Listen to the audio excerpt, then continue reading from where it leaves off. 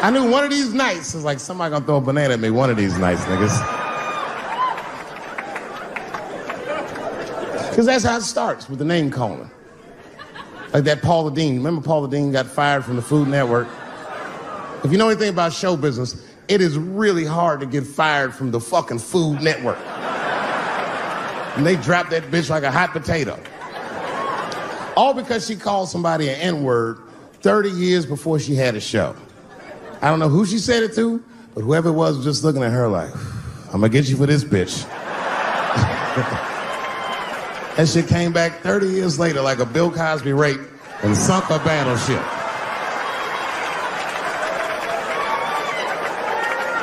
And every black person was mad, but we weren't like that mad.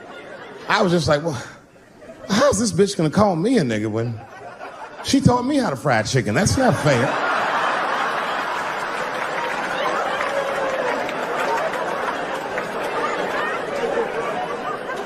I think Donald Sterling shit was more serious.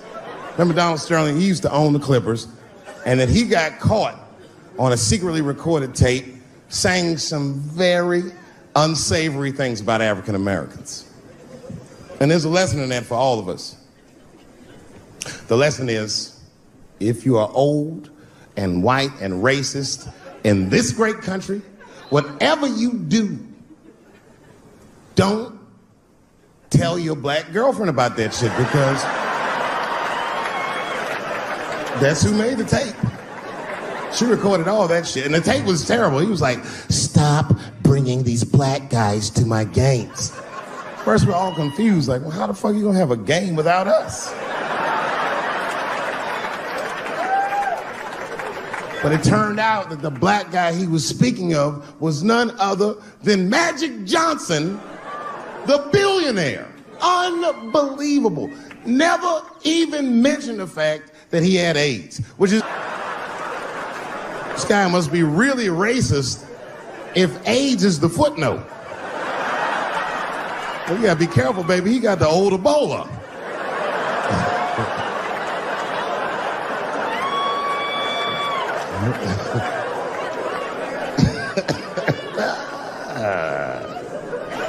You can say what you want about that girl, but I'm gonna tell you right now, she is a goddamned hero.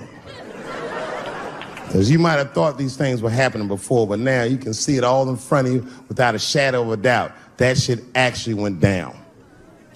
She sucked that old guy's dick. She really took one for the team on that one. It's really gross. This dick is like 80 years old. It's like tasting history. Like 5 wars on it, civil rights movement, Great Depression. This guy's been fucking from 40 years before Bill Cosby's first rape. It's a very old man. A very old penis.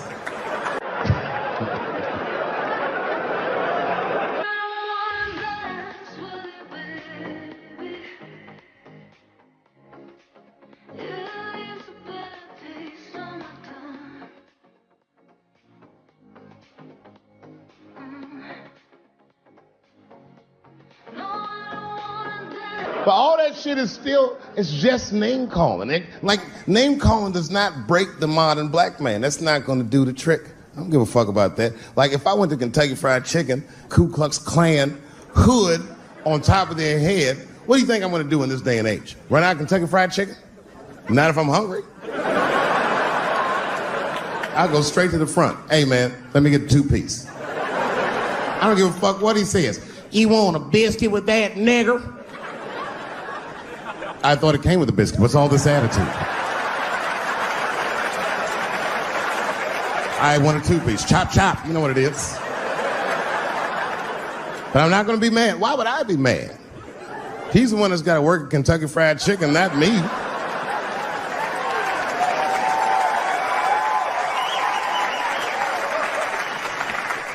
Well, how about this? What if I lived in Austin and I had a white girlfriend? It's possible in Austin. As a matter of fact, some people say it's necessary, but that's not the point.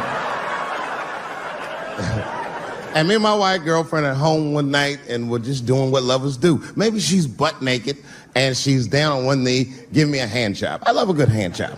And she's really jerking me off, you know. getting her obliques nice and tight. I got a huge dick, so she's like, And I'm like, wow, this really feels wonderful. I think I'm gonna come, nigger. I know, that's a tough one. But what do you think I'm gonna do? Hey!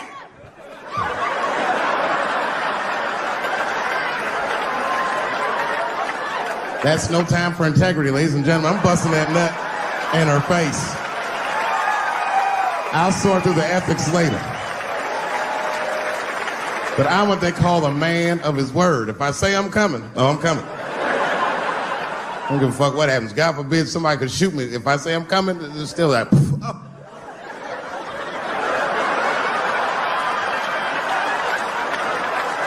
Doesn't mean I like getting shot.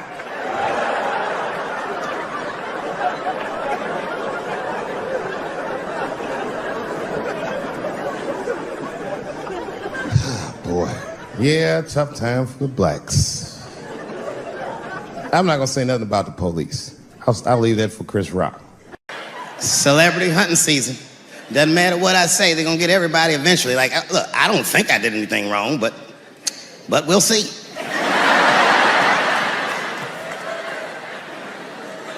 They even got poor Kevin Hart. Can you imagine such a thing? Kevin Hart, let me tell you something. It was Kevin Hart's dream to host the Oscars. That's what he told me. And I remember when he told me, because I was thinking to myself, well, that's an awfully strange dream for an African American.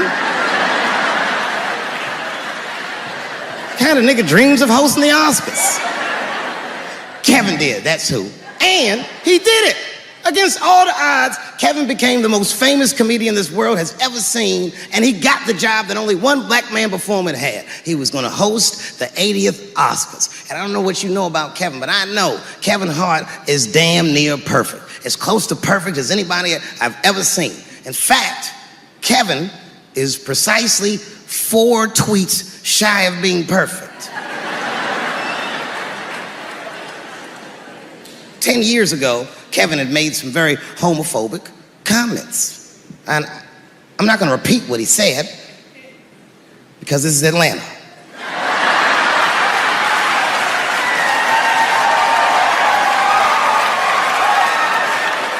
You know what I mean. I'm sure there's a lot of gay men here tonight with their wives.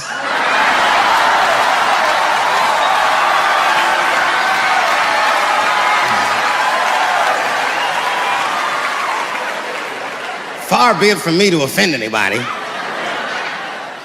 All right, I'll tell you what he said. But just remember, these were not my words. These were Kevin's words. And it was a long time ago. And I'm paraphrasing because I'm not good at telling other people's jokes. Okay, Kevin said that if his little son was demonstrating or exhibiting homosexual behavior around the house, that he'd chastise him. He'd say, hey, that's gay. And then he said he would smash a dollhouse over that child's head. Ooh, the gay community was furious. And I don't blame them. I got a lot of gay friends. And all of them, 100% of them, all have told me fucking horror stories about the shit they had to go through just to be themselves. Crazy, crazy stories. And in all those stories, I gotta say, not one of them has ever mentioned anything like their father smashing a fucking dollhouse over their head. Because clearly Kevin was joking. Think about it. You would have to buy this nigga a dollhouse to break it over his head in the first place. Does that sound right? Is anybody gonna do that? The gay community was upset, and then they put so much pressure on the Academy of Motion Pictures and Sciences that they went to Kevin and said, if you don't apologize to that community, then you cannot host these Oscars. And then Kevin said, fuck it, I quit.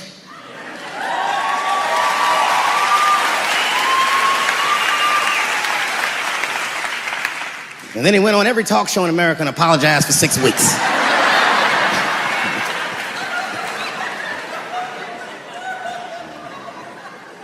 Kevin fucked up. I understand the mistake he made because I've made the same mistake early in my career. This is many years ago, 15 years ago. It's when I was doing Chappelle show. There's a, thank you.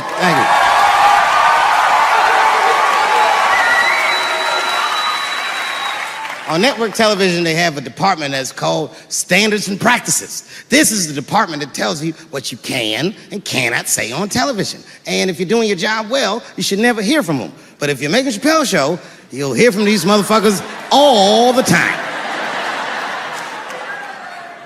And remember, this is 15 years ago. I made a mistake. I didn't even know I had done anything wrong. I had written a sketch that had the word faggot in it.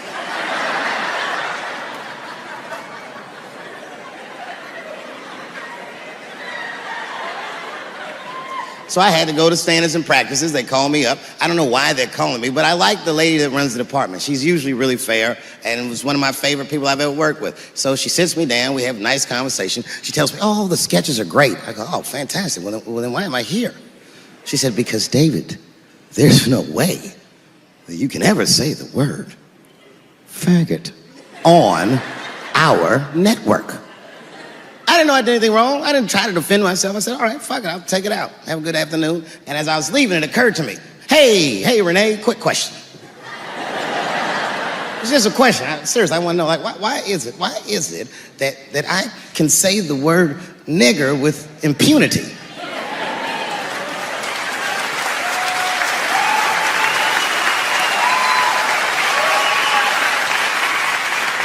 But I can't say the word faggot. And she said, because, David, you are not gay. I said, well, Renee, I'm not a nigger either.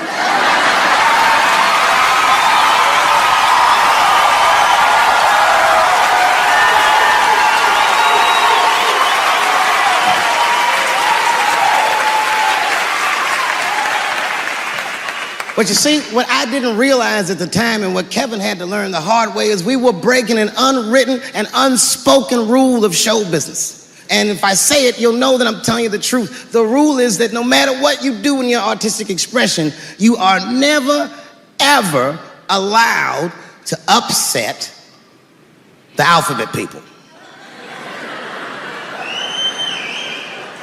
You know who I mean. Those people that took 20% of the alphabet for themselves. I'd say the letters, but I don't want to conjure their anger. It's too late now. I'm talking about them L's and them B's and them G's and the T's. People be surprised. I have friends, all kinds of letters. Everybody loves me and I love everybody.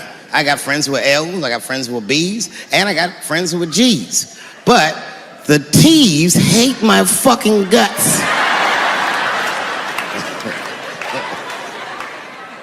And I don't blame them.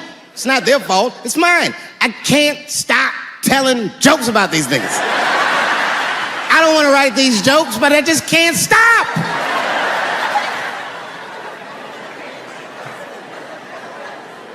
You know, you hear all those letters together all the time, LBGT, LBGT, and you think it's just one big movement. It's not. All those letters are their own movement. They just travel in the same car together.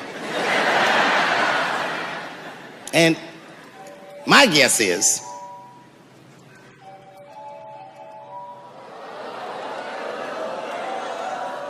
what is this, high school? This nigga probably got a babysitter or something. Go on and answer your phone, nigga. Just get that shit out of here. I'm in the middle of something important. Wouldn't it be funny if we made fun of him? He's like, and he went outside like, hello? Mama's dead. Oh no! Mama's dead.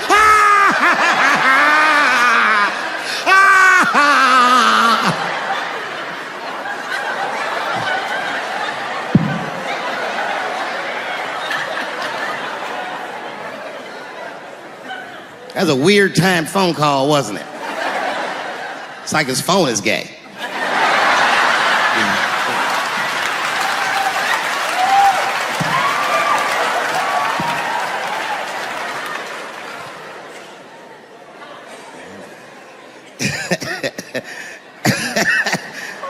Like I was saying,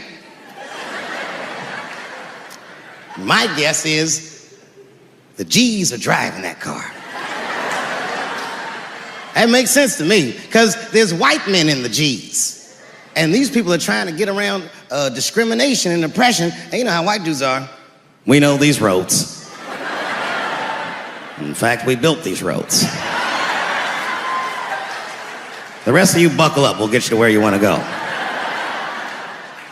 So the G's are just driving the car. Of course, next to the G's in the passenger seat is the L's. Everybody likes the L's, except for the G's. I don't know what that's about. I just know the G's don't like them that much. And the G's always say like little subliminal digs on them. It's unnecessary shit. It's not mean, but you know what I mean? They just be like, I wouldn't wear that. The only thing that breaks the tension between the L's and the G's are the B's in the back seat. That's right, there you go. Everybody scream out when you hear your letter.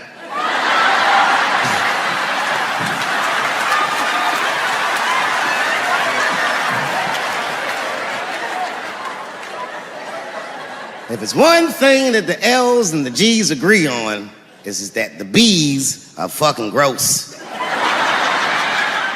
They seem greedy to the L's and the G's, you know what I mean?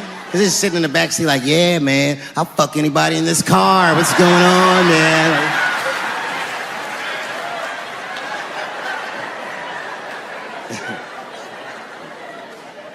And sitting next to the B's, all the way in the backseat by themselves, looking out the window. That's the T's. Everybody in the car respects the T's, but everyone also resents the T's. It's not the T's' fault, but everyone in the car just feels like the T's are making the trip take longer.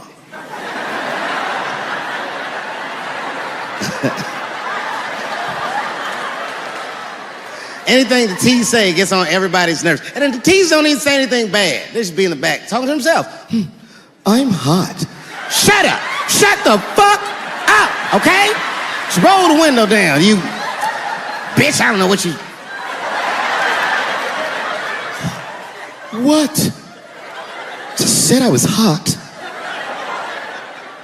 Could you pull over at the next exit? I need to use the restroom. There is not a restroom for you for 4 states, nigga. Will you just shut the fuck up so we can get where we're going?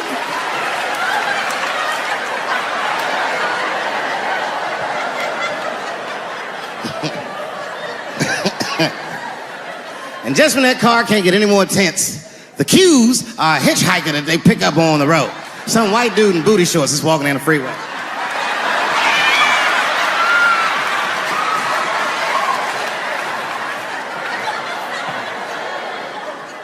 The G's see him. That guy might be one of us. Hey, are you okay? You need some help? And he come over there with them booty shorts leaning on the window. Hey, what's going on, fellas? Lady? Whatever pronoun makes you feel comfortable in the back.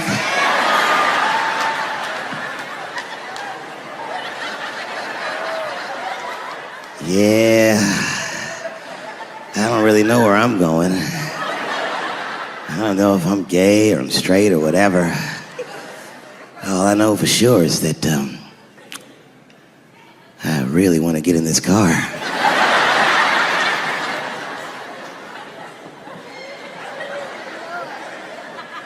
And they make him get in and sit in between the B's and the T's. I feel bad for T's, but they're so confusing. And it's not all my fault. I feel like they need to take some responsibility for my jokes. Because I didn't come up with this idea on my own. This idea that a person can be born in the wrong body. But they have to admit, that's a fucking hilarious predicament. It's really fucking funny. If it happened to me, you'd laugh, wouldn't you? That wouldn't be funny if it happened to me? I think it would be.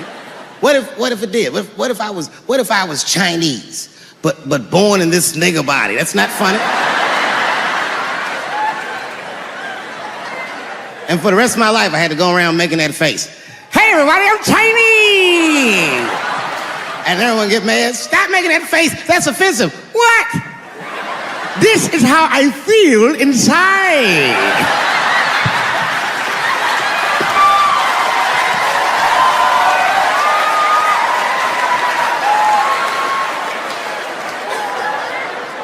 grow up. That doesn't make me gay. I just titty fucked her. His titties are as real as any titties in L.A. It's 2 o'clock in the morning. I was just borrowing a little friction from a stranger. Whoops.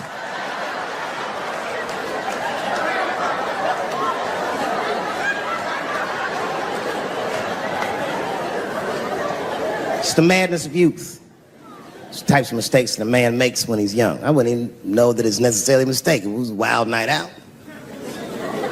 But I don't do it like that anymore. I'm old. I'm 44 now. Right. It's the first time in my life I've ever started to physically feel my age. It's tough, man. You know how I know I'm getting old? This is embarrassing, but I was in my hotel room. I'm not gonna lie, I was jerking off, and I was really sweating it out. And this is when I knew I was old. I just gave up in the middle, nothing even happened.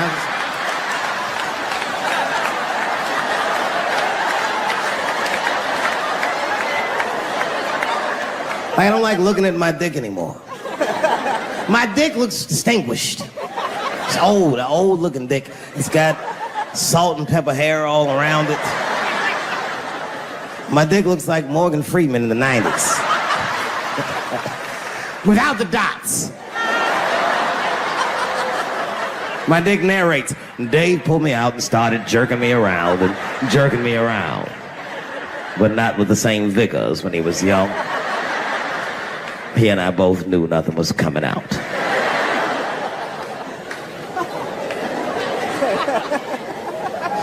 I see my age in my children.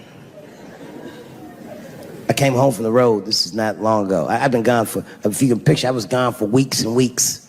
And when I came back, nobody was home. Now, one person in my family thought that maybe I'd like to see them when I got back. They knew when I was coming back, but they just weren't home. And that shit was a wake-up call. You know, when my kids were little, and the tour bus would pull up to the house, these motherfuckers would spill out. Dad is home, hooray!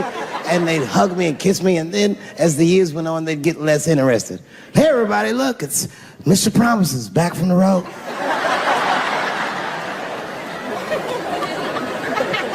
But an empty house, that's some cold shit.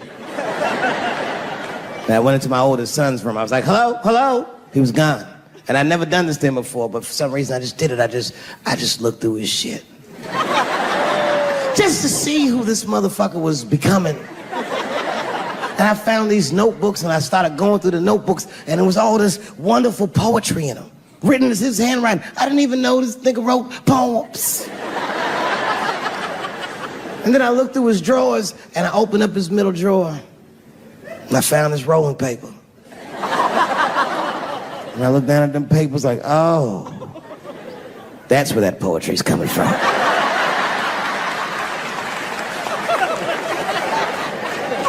And that shit broke my heart. I mean, I smoke weed, but I mourned my son's innocence. And I cried a little bit. And I took his papers upstairs to my room. Rolled some weed that I'd hid from the family. And I got really high. And then I got paranoid. So I put his papers back how I found them. So he wouldn't know what I was up to. This nigga won't even know that happened until he sees the special. Yeah, nigga, I found your papers. He's a cold motherfucker. Let me tell you, this kid is only 16 years old. Listen to what he did to me. This motherfucker calls me up in the middle of the night. It was 1 o'clock in the morning. He goes, Dad, don't be mad. I knew something was terribly wrong. I said, what's going on? He said, listen, I'm fine. And don't forget, you told me to do this. I'm at a party, and my designated driver had too much to drink. And me and my friends need you to come pick us up. I said, Jesus Christ, it's 1 o'clock in the morning, nigga. I am shit-faced.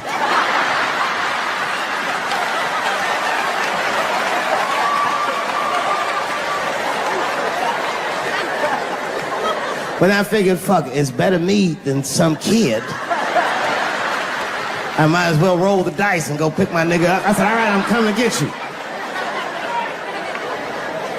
Just give me the address and I'll be right there. And then he gave me the address, and I was shocked. I said, son, you are not gonna believe this, but I'm at the same party, nigga.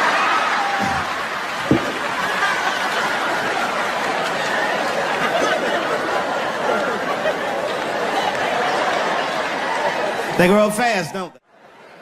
Can I ask you a weird question? I want to make you feel uncomfortable. You don't have to answer it, and if it doesn't go well, we'll just edit it out anyway. Is it weird to be the only white people in a row?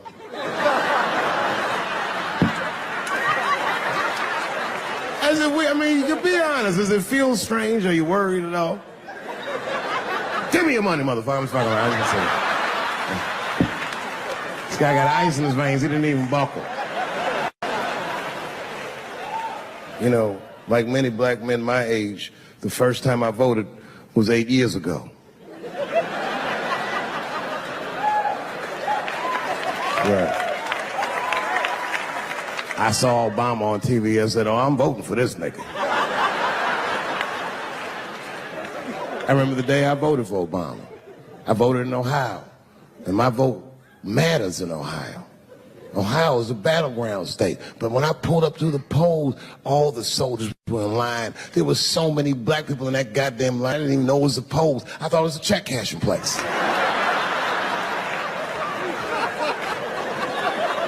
And we were hugging each other, and old people were singing hymns and spirituals. J Verdict times 10 or some shit. I've never seen black people that happy.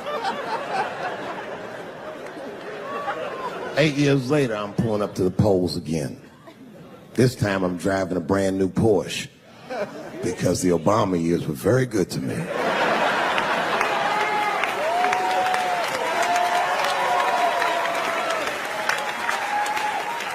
I was early voting, and when I parked my car, I figured out something that it would take the rest of the country another week to figure out.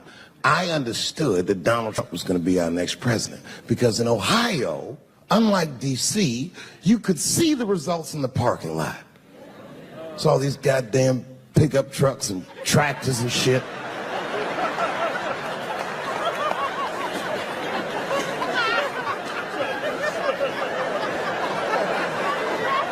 And then I walked up and I saw a long, long line of dusty white people.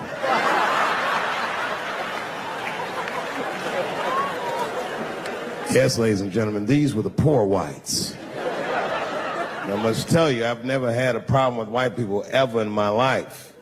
But full disclosure, we've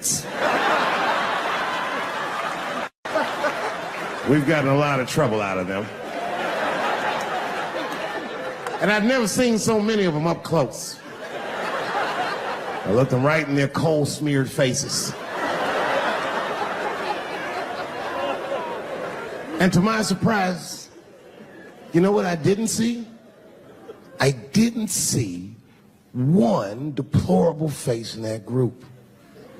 I saw some angry faces and some determined faces, but they felt like decent folk. No, they did. In fact, I'm not even lying, and I didn't sound fucked up, but I felt sorry for them. I know the game now. I know that rich white people call poor white people trash. And the only reason I know that is because I made so much money last year, the rich whites told me they say it at a cocktail party.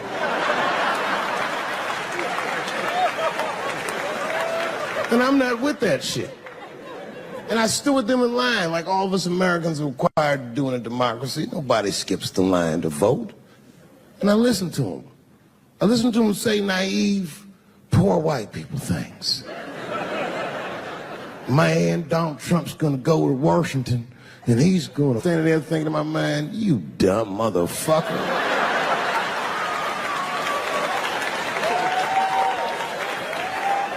You are poor. He's fighting for me.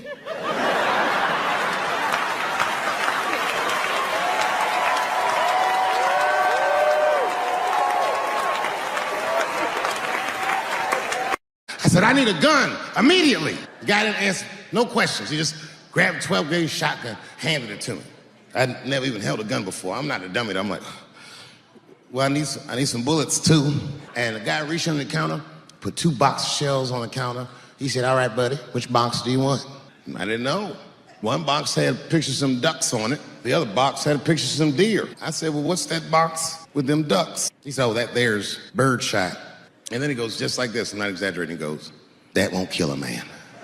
He said, it'll just pepper him up nicely. I said, what the fuck? Pepper? I said, well, what's that box with the deer on it? He goes, oh, that there's buckshot.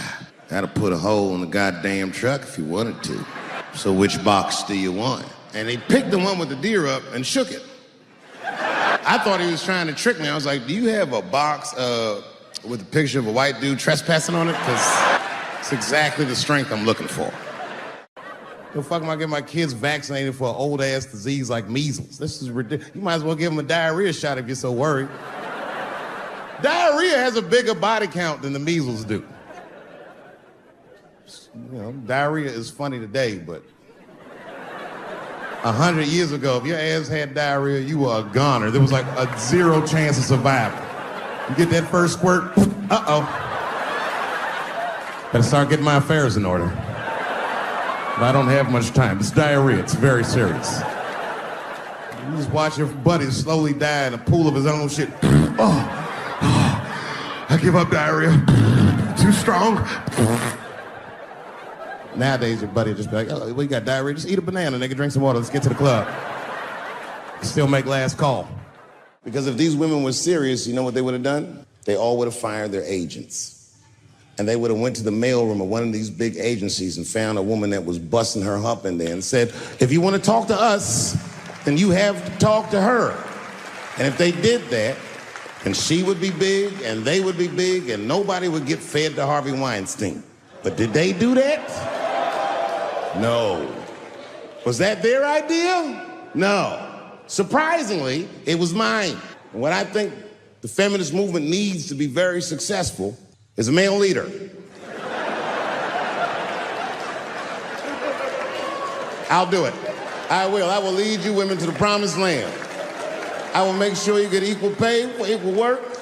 I will make sure that nobody harasses you or fucks with you on the job. I will protect all of your interests and all that I ask for in return. Was that you suck my dick? You know, everyone has it hard, but I think harder than black people and harder than Arabs and harder than Mexicans, you know who has it the worst? Fat black people. It's hard for white people to understand, but that's what I'm saying is very true. Fat black people have a really rough road, because all manner of things kill white people, but you know what kills more black people than anything, more than police and terrorism?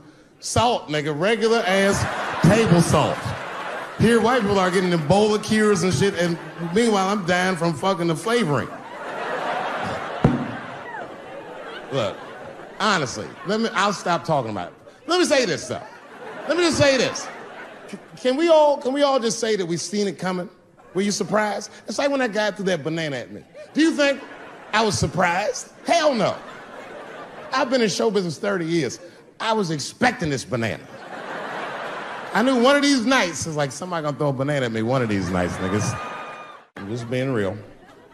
It's fucked up, man. It's a tough time for the blacks. I love you too. And then here comes the banana peel. I'm waiting on it in a second. You know, that's how it starts. I saw in the paper today that the guy that threw the banana at me got arrested again because he threw a banana at another motherfucker in a bar in Santa Fe. Look it up online after the show. He actually did that. And that guy was black too. I'm just saying. And you know what a guy said he did it at night? He said, I did it because Dave Chappelle is racist. So, nigga, that's not the best way to handle that if I am racist. What if Martin Luther King just went around throwing tuna casserole on white people? Would that work? Huh? I seen your girl bubbling. She's drunk as hell, buddy. Listen, sir, I don't know what she's saying, but just take my advice.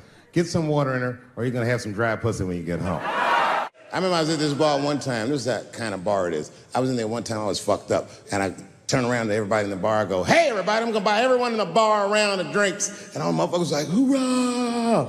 And the bartender knew I was drunk, so she pulled me aside. Miss Chappelle, are you sure about that? That's going to be $16. Guess who was in the bar? I thought I was seeing things. I looked across the room, and I saw the trans bitch from the picture. I said, what is a trans person doing in a place like this? This is very dangerous behavior. And she was with two big, buff, gay black dudes. I didn't know these dudes, but I know they was gay. They had a dick in their mouth. They wouldn't look any gayer than they did just sitting there. They had 1980s gay face. You know what that is? Remember in the 80s when gay people look surprised all the time? You think like Caitlyn Jenner's a bad person. I'm not mad at her for doing it. Not even mad at Sports Illustrated. If I'm mad at somebody, I'm probably just mad at myself. You understand? Because deep down, I know that I am not strong enough to not look at those pictures. And I don't think I'm ready to see what she's trying to show me. So Caitlyn, goddamn it, if you go through with this thing, bitch, you better go hard or go home. I want you to go all the way. Hustler style. Do you know what hustler style means, miss? That means spread the lips.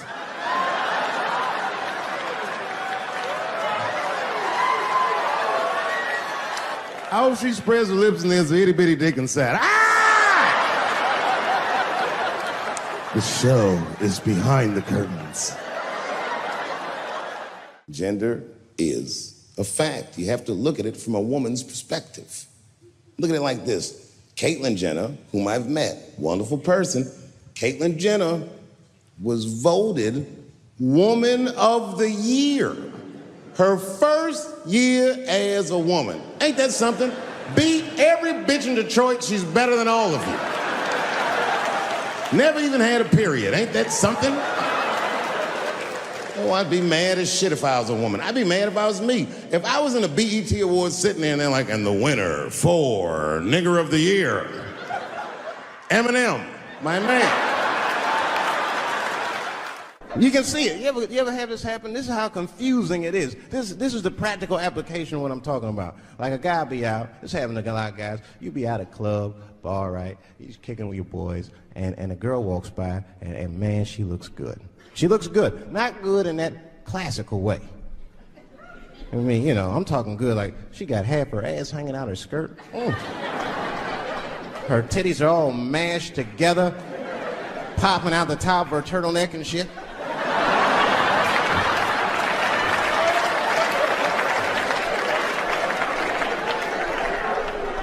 And you with your buddies, right? You with your buddies, you got a couple drinks in you, and you see a girl like this, you might try to talk to her. This might not come out right. I don't know what you say, but damn, look at them titties! Right?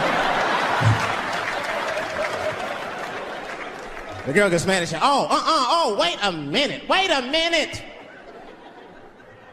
Just because I'm dressed this way does not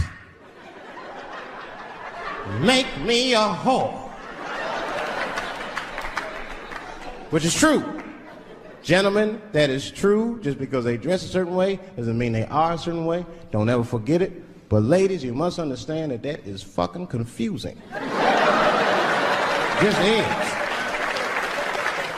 Now that would be like me, Dave Chappelle the comedian, walking around the streets in a cop uniform. Somebody might run up on me. Oh, thank God. Officer, help us. Come on, they're over here. Help us. I'm like, oh. Just because I'm dressed this way does not make me a police officer. You understand what I'm saying? It's like, all right, lady, fine. You are not a whore. But you are wearing a whore's uniform, I'll tell you that shit right now. I know it's fucked up, but I'll tell you the truth. You know, everything's funny. Everything's funny till it happens to you. 3 months, a mere 3 months after that terrible attack that Chris Rock endured, I was on stage at the Hollywood Bowl, and a lunatic jumped out of the crowd and attacked me. Now, I gotta tell you, if it happens to you, you don't even know what the fuck is happening. It was like slow motion. I just looked over. I don't know this nigga. And I just looked and said, oh my God, I'm being attacked. And this motherfucker was ragged. He jumped at me. He was like, ah! I'm old, but I'm fast. I caught this motherfucker's head with my hand and pulled his hoodie over his eyes. I can still feel his head in my hand. It was spongy. He had been growing dreadlocks. Not the beautiful dreads that Rastafarians grow. These were accidental LA homeless dreads. This shit had leaves and sticks and bottle caps and shit in it. Some kind of grease. I was like, ugh, like this. And then I fell down. And he knocked me all the way on the ground. And I was like, man, this is a bad situation. I'm like, I don't know if I'm gonna die or what's gonna happen. But in that moment of vulnerability, you know what occurred to me that had never occurred to me before in my life? In that moment, it occurred to me that bodyguards should not wear dress shoes to work. Travis! This nigga Travis came out slipping and sliding on some kind of beautiful loafer and fell flat on his back. Bop. I said, oh my God. Now both of us are down. I gotta handle this shit myself. So I popped right back, boom.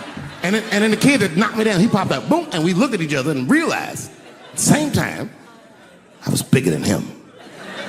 And that motherfucker took off running. And I started to chase him and I said, fuck him. I picked the microphone up. So I'm gonna finish this show now. That's right.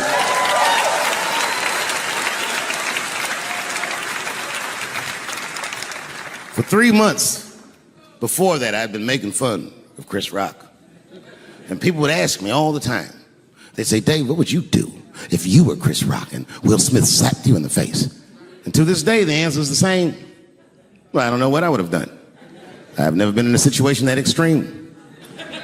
But I do know now what Will Smith would not have done. And that is enjoy the rest of his evening. Man, listen. We gave that kid a good while. We was whooping his ass. Not we, I mean, I was on stage trying to think of a joke to tell, but they was beating this nigga up right behind me. Everybody could see it.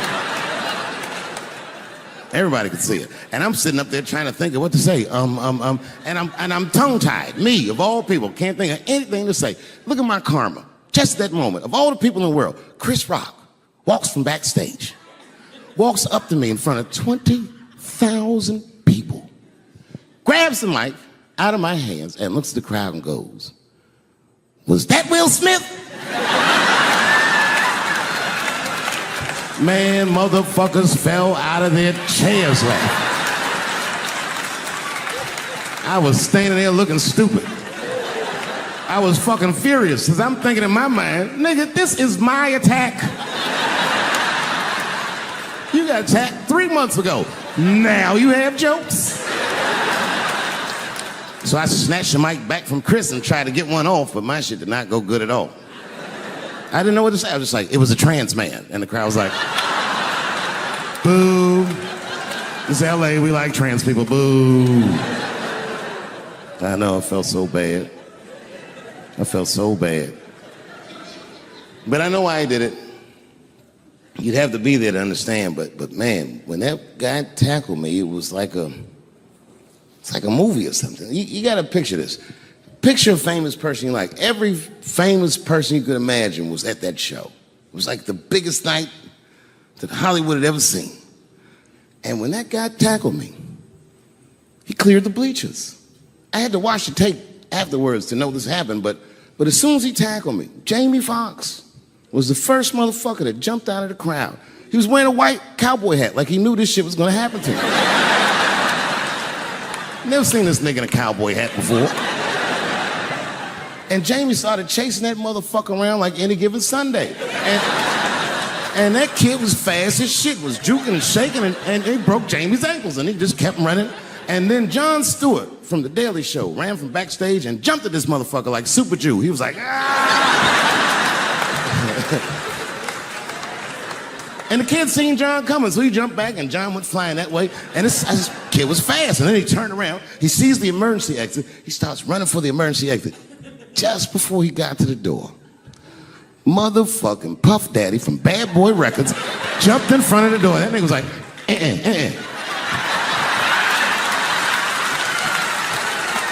Boy,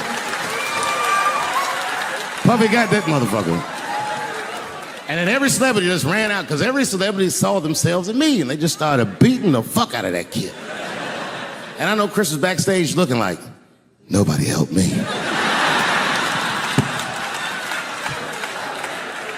Everybody hates Chris.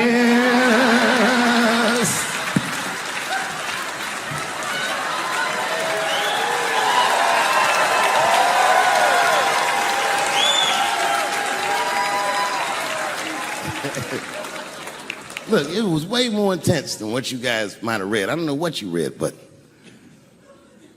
the kid, while we was beating on him, reached in his waistband, pulled out a .22 caliber pistol. That shit was mayhem. Everybody started screaming, oh my God, he's got a gun, he's got a gun. And then I got scared. I was in the back, but I was scared because I knew that everybody that was with me was armed. Yes, if they had shot and killed this kid on stage at the Hollywood Bowl, like I pay you to do, Travis.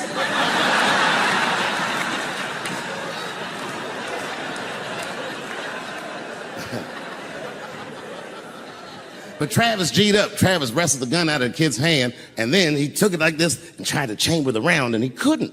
So he pulled the trigger, and it wasn't a gun. A knife blade popped out of the front. I guess this kid was gonna stab me. Some scary shit. So the next night, even though I didn't have a show, I said, I gotta get right back on stage. And I went and did a show.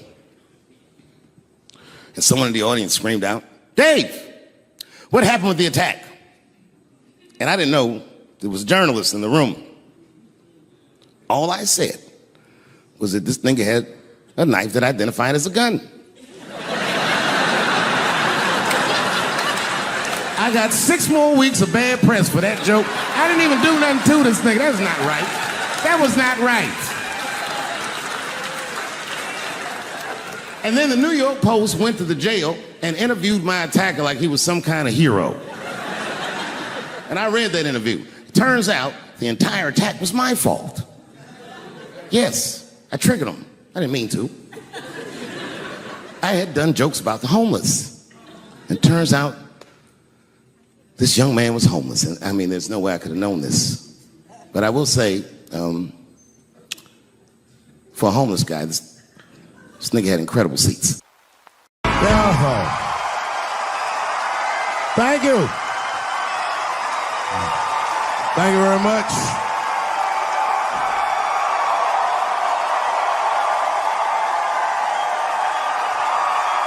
Thank you. What's going on? Good to see everybody out here tonight. Thank you. Hey, have a seat. Everybody be comfortable and relax. Oh my gosh, good to be back in Austin, Texas. It's good to know that plaid is back in. Most of the dudes I meet around these parts are dressed like a dyke in New York, so I'm glad to see that.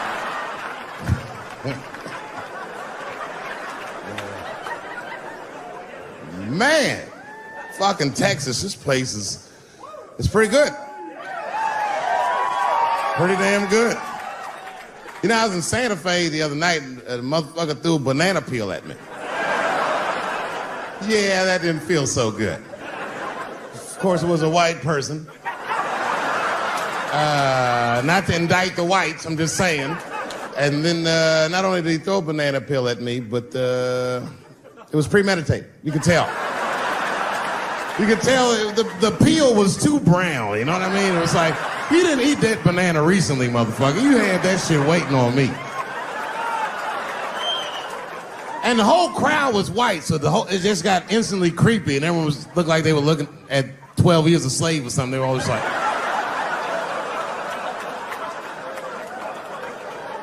who the fuck does that? And then they arrested the guy, which was... I said, someone's gonna fuck you in the butt in the holding cell. You know that, right? Can't just be throwing banana peels at Dave Chappelle.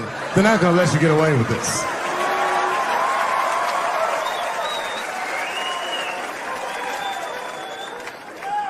And the press called me up like, do you have a statement? A statement?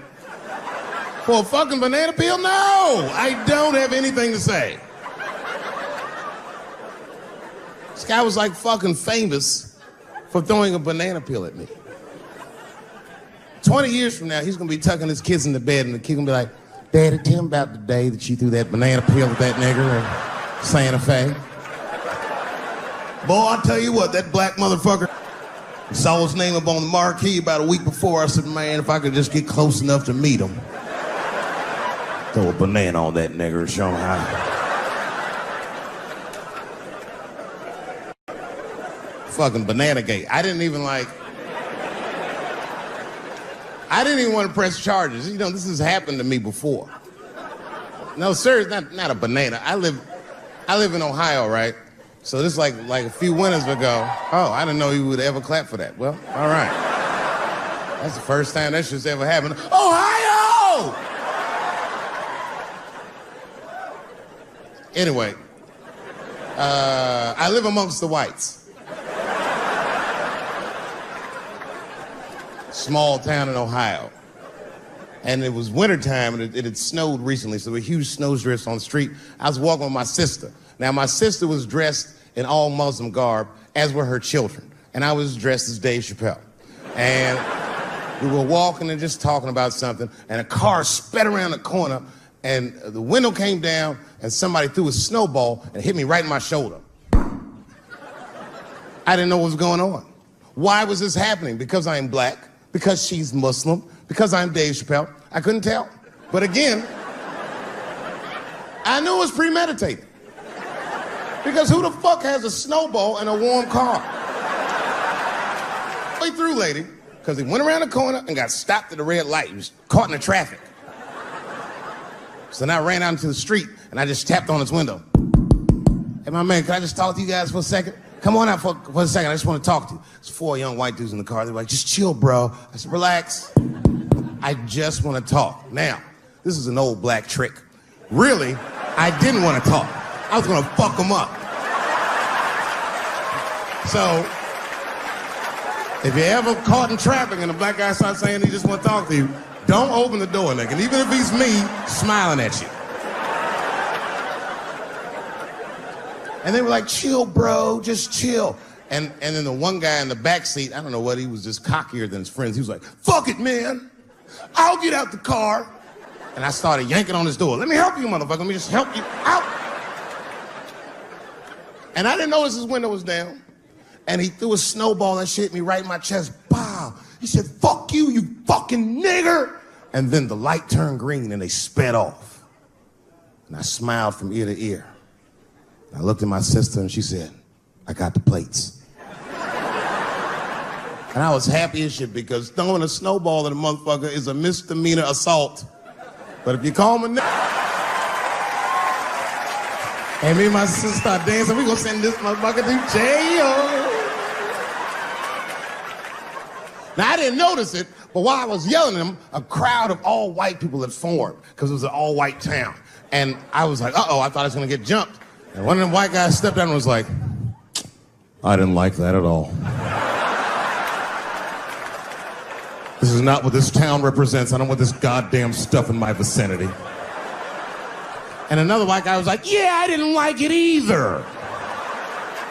And then an old white guy stepped out of the crowd and said, young man, if you're going to fill out a police report, I would like to come with you and do the same. I said, you guys would do that for me? And the whole crowd said, hooray! I said, come on, y'all. I look like Malcolm X going to see Brother Johnson with a trail of white people.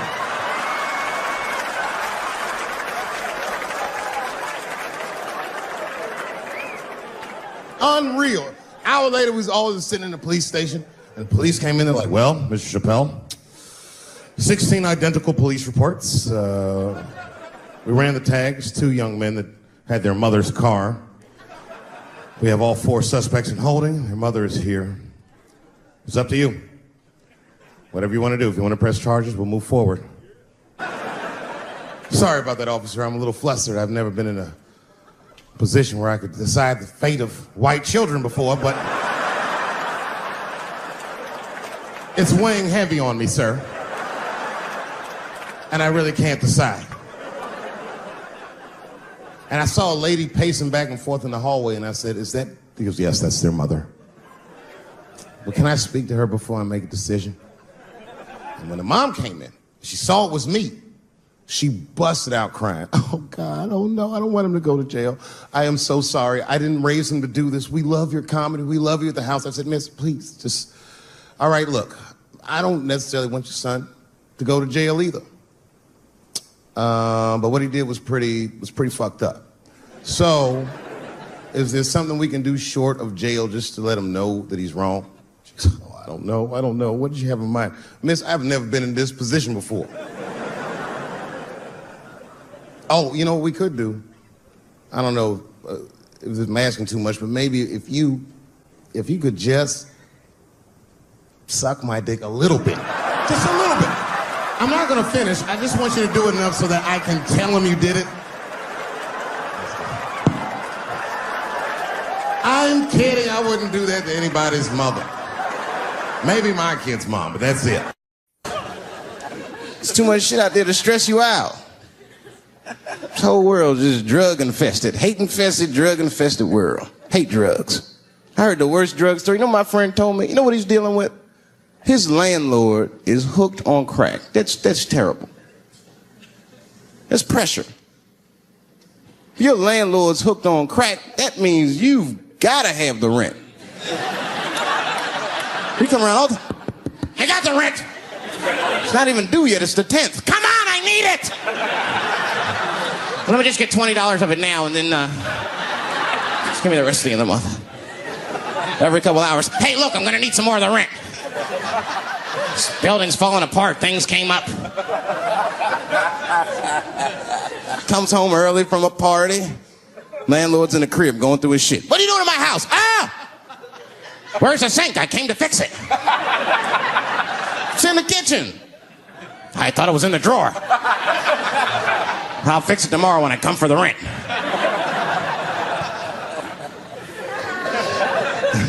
You know what I hate about drugs? I hate when like people my age and older get hooked on crack. I hate that shit. You're too old to be experimenting with the drugs at a certain point. You should be past that.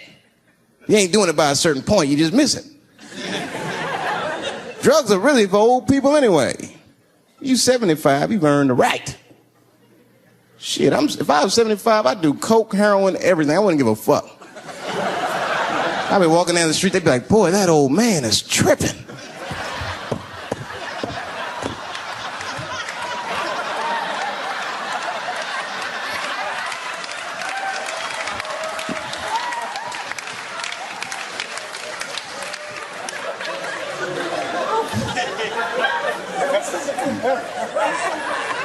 Can't do everything. Maybe weed. If you're gonna do something, do a little weed. Smoke weed. Weed's not as bad as everything else. Weed is a background substance. You know what I mean? You can smoke some herb and still function. And you ain't crisp, but you'll function. Nothing higher than weed, though. I made that mistake one time. I was at a party, some guy gave me some shit. He's like, here, man, take this. It's fucking mushrooms. I took it, I forgot all about it, you know. Then a couple days later, I found that shit in my pocket. I'm thinking, why not? Because I'm thinking it's like weed, some background shit. I planned my whole day out like it was weed. I'll chew this shit up, then I'll go to the barber shop, get my hair cut, and then I'll see a movie.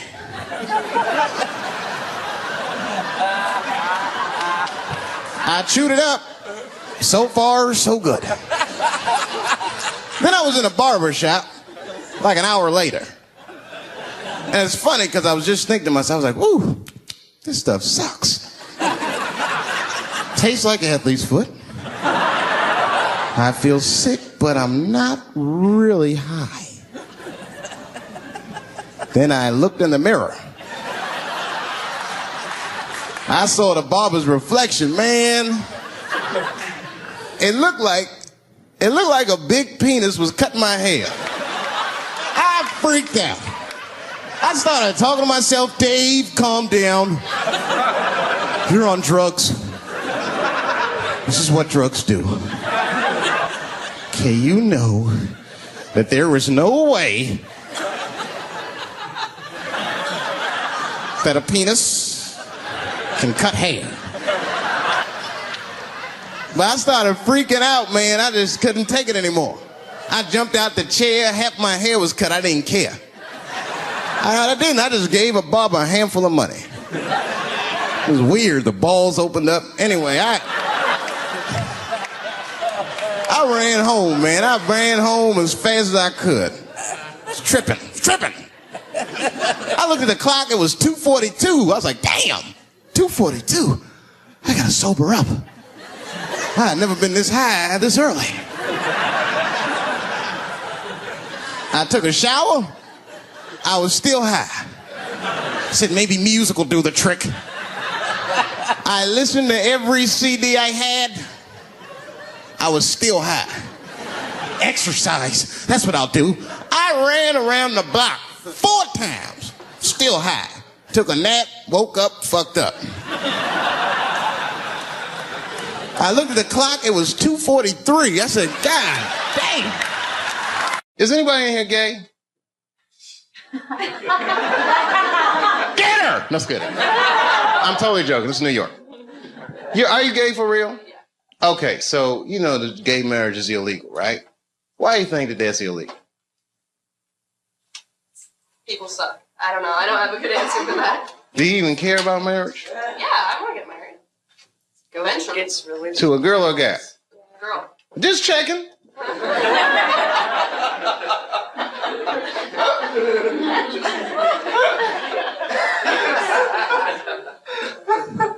Why do you think it's illegal? People are scared of change. Do you think so? Morality. Who said morality? You think so? I don't. Whose morality? Who said big business? She knows what's going on. Huh? Hmm? Yeah? Even gays can get married. They're going to wake up to the reality of problems of marriage just like everybody else. And that's all good and well. You see, here's the thing. No matter what your morality is, it's still a secular society. So even if gay marriage is against my own personal beliefs, I can't necessarily believe a government that would say we don't want to do that for moral purposes. Not while you fucking bombing Iraq like that, or sending motherfuckers to Afghanistan like that. I mean, you can't be hitting me with all this dubious ass morality. They say morality because that's what their constituents need to hear. And because they think that's what their constituents want to hear. But honestly, Bill Clinton said 90% of the shit that people talk about has nothing to do with what the actual job of the president is about. You think the president be sitting around, what time is it, 10 o'clock? Oh, we got that gay meeting. Hey, guys, what are we going to do about that? I mean, they don't give a fuck about it. No, who actually is going to give a fuck? Big business. And I have a whole belief system about that you just don't want to know about.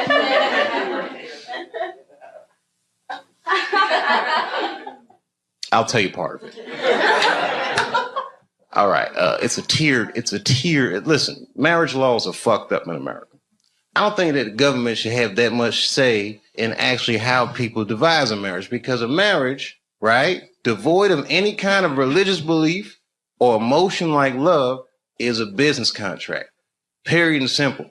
And tons of people in Washington or legislative bodies, even guys like Elliot Spitzer that have wives or fuck prostitutes, live in loveless marriages.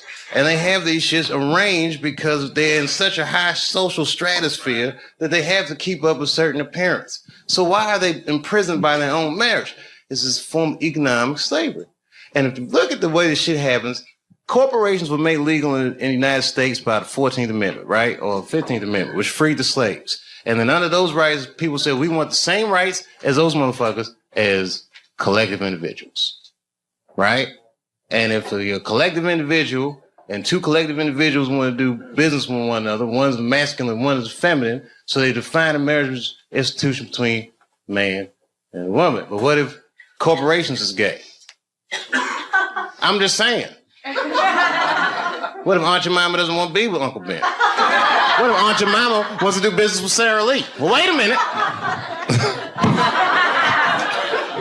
What if Uncle Ben wants to do business with Mr. Clean? That's all I'm saying.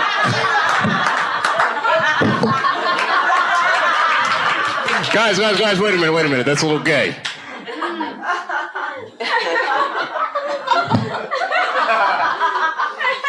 I'm sorry, I thought that was funny. What if Aunt Jemima? I don't think that's what Mr. Clean was. Uncle Ben wouldn't do. Maybe I should have picked different companies. I put myself in a bad position. I'm just joking around. You're like, we don't want to hear this shit. It's just a conspiracy theory. I believe in aliens too, bitch. How about that? They're coming.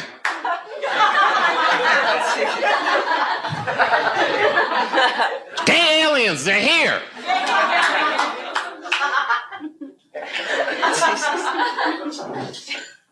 All that shit, fake. World Trade Center, fake. You want to know who blew that shit up for real? I ain't gonna say that. You know, it's my own personal thing. I don't even want to say that shit. Yeah. You know who I think blew up the World Trade Center? Ashton Kutcher. America, you have been punked.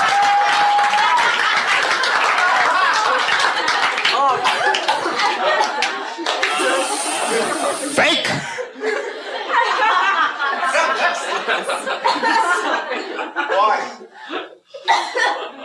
Why did he blow up the World Trade Center? I don't want to sound like a cynic.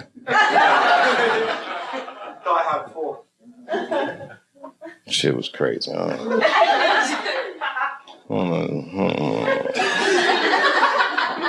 don't know the truth, but I know who does. Strippers. They know everything. Does anyone have a cigarette? Yeah. Sure. Good on you, mate. I wish I had it. Your accents are so nice. And I do listen to BBC News. We all listen to the BBC. You're all listening to the BBC. That's what they say all the time. GMT. Oh, every time you say what time it is, it goes GMT. What does that mean? Whose mountain? Greenwich. Oh.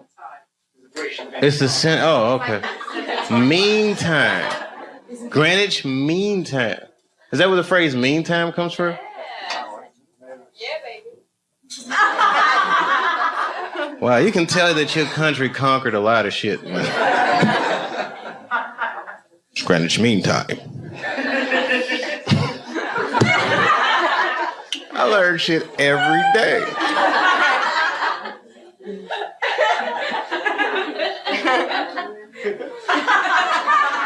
It's Greenwich Mean Time. Have you ever heard that before? Yeah, bro, you ever heard that before? Yeah, I've heard it. Oh, you're from Ireland, though. Hang on down the middle of London, pretty much. Greenwich Mean Time? What's so mean about it? It's a time. Oh, okay. Like it's 0 degrees. Okay. You ever seen a guy's mind stretch? I might buy for it.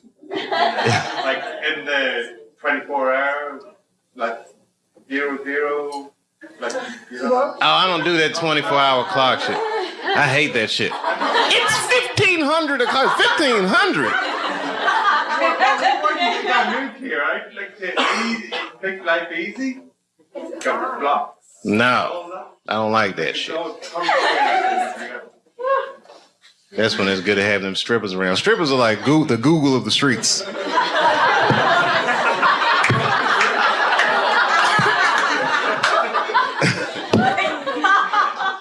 Never seen somebody answer so many questions without a crystal ball.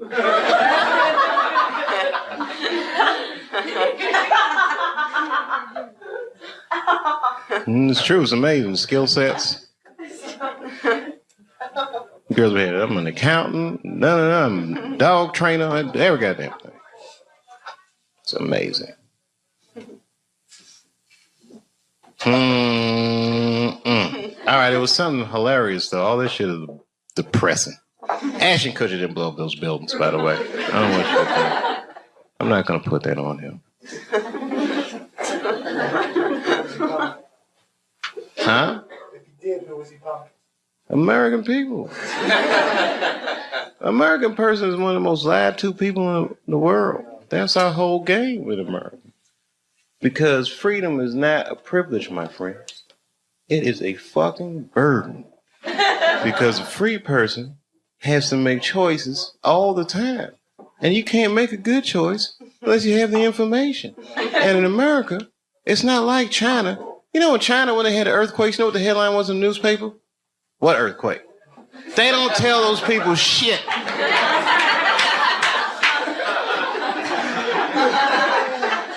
In America, they'll tell you every goddamn thing. And then they don't prioritize the information. You gotta figure all that shit out for yourself. That's right. The war will be breaking out and you'll be like, did Michael Jackson fuck them kids? That gets shuffled funny.